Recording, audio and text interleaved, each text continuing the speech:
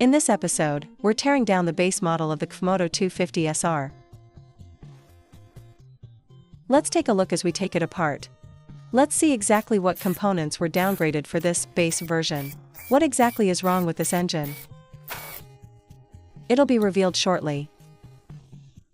Look at this camshaft. It's actually snapped. How did it break? The owner removed the speed limiter. Of course, I've seen snapped camshafts on stock machines too. It's just relatively rare. The broken piece fell down inside here. Let's fish it out. Oh man, look at this poor camshaft.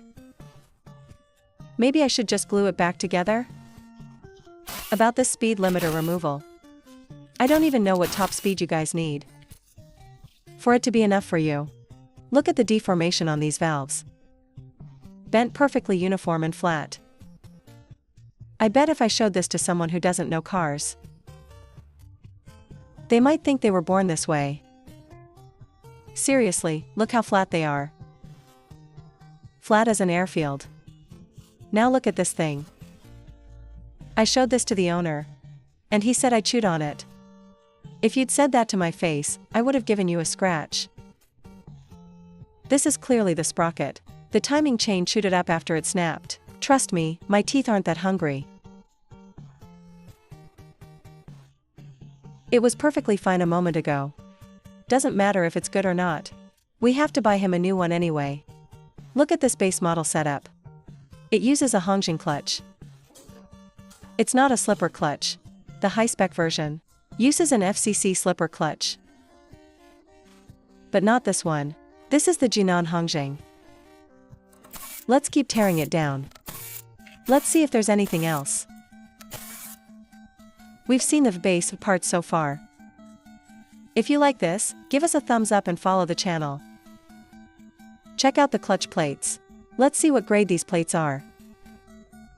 The condition of these clutch plates is actually very good. I forgot how many kilometers this engine has done. Judging by the wear, it's only a few thousand kilometers. Look at these tiny metal shavings all over. I told the owner that I basically chew this stuff up in my mouth. You see? One snapped camshaft. And all these small accessories suffer with it. Now look at this timing chain. The chain itself looks okay. But look over here. The nicks and dings don't look too serious at first glance. But on this timing chain, the links have become very stiff. The rotation is no longer smooth or free. So, you really need to think twice about removing the speed limiter. Unless you have specific requirements, like track racing or something. From what I've seen so far, keeping it within 12,000 revolutions per minute is still considered safe, at least for this specific engine model. The snapped camshafts I've encountered before were all pushed to 13,000 revolutions per minute. I'm just baffled. Just how fast do you need to go to be satisfied? Personally, I feel 100 kilometers per hour is plenty. There's a saying, ride for style, not for speed. Safety first. Quick acceleration and good torque for easy overtaking is enough. Of course, that's just my personal riding habit. Fortunately, they didn't cut corners on the bearings. They are still high-quality imports. NTN-TMB bearings. And TMB stands for Long Life Bearings. It doesn't mean Tianma bearings, let me repeat that. It seems the base model was only downgraded on the clutch. Alright, that's it for the teardown. I actually lost the later footage of the teardown. This video was filmed back in March. But stopping here is essentially finishing it. Picking up from the previous video of the CFMOTO 250SR.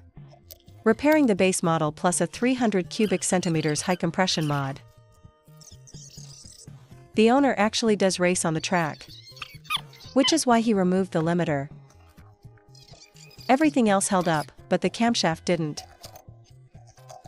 It just couldn't take it and snapped. Swapping in a high-compression forged piston.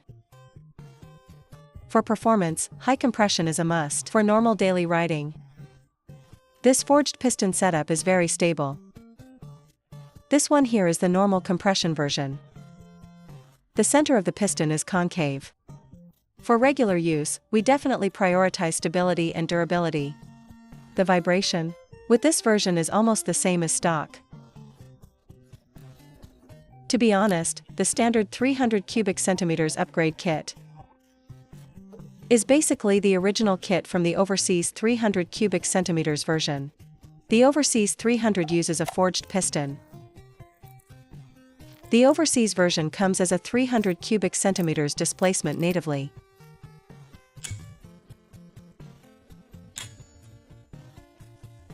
Tightening to the correct torque.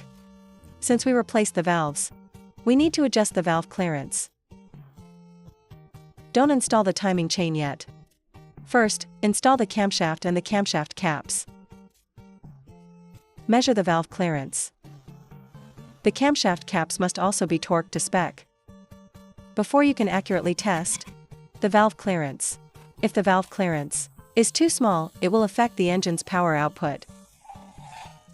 After adjusting the clearance, install the timing chain, the guides, and the tensioner. When adjusting valve clearance, the biggest fear is the valves hitting the piston. Of course, if you have the tools and the clearance is too small, you can use a surface grinder. Once the caps are torqued, let's talk about the slipper clutch.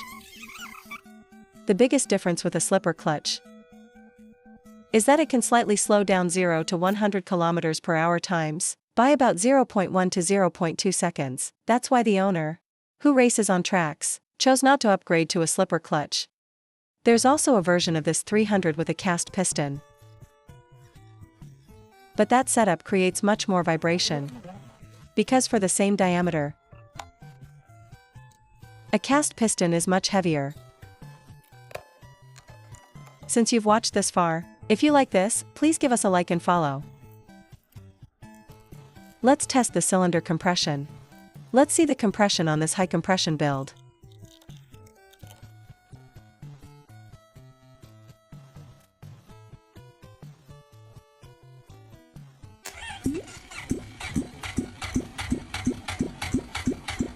"17 kilograms, that's about 250 psi. And this was a cold engine test.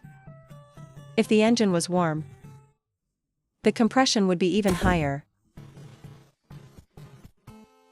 Alright, listen to the engine sound. And then everyone take a look at his tires.